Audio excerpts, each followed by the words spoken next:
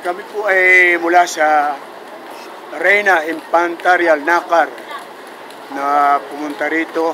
Bahagi po kami ng PKMM, yung pambansang katipunan ng mga makabayang magbubukid.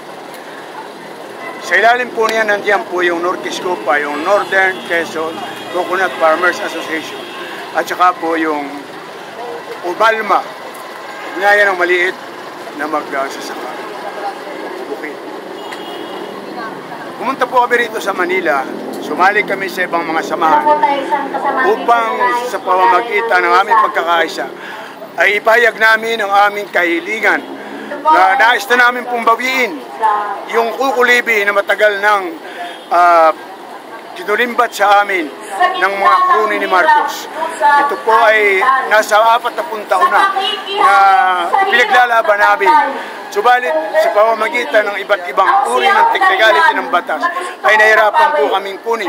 Pero po kami naniwala na ito'y dahil sa amin at lehitimo ang aming karapatan. Kaya kailangan po namin mabawi na ito. At mapapagtagumpay namin ang amin pong pinaglalaban na kukulibing ito. Alam po ninyo, kami po ay galing pa sa Infanta. Iniwanan namin ng mga pamilya. Wala halos kaming inaiwan ng pagkain. Dahil alam naman po nila, mga mag-iniyog ay napakahirap.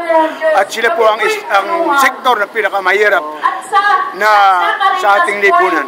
Subalit, tinis po namin yon.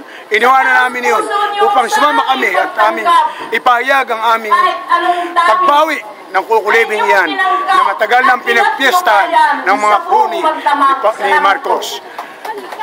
Sa panahon po ito, kaming mga nandirito ngayon ay naniniwala at kami po'y nananawagan na sana ang justices ng Supreme Court na matagal nang binabali-baliktad ang aming kaisipan sa pamamagitan ng mga batas ay magkakaroon ng pagbabago at may igawad na sa amin, mapasakamay na ng mga magniniyog at itong mapakinabangan na namin. Dahil sa kasalukuyan po, dumaranas kami ng pighati ng tudong kahirapan sa kanayunan dahil nga dito sa inagaw sa amin ang aming karapatan tungkol dito sa kukulibi.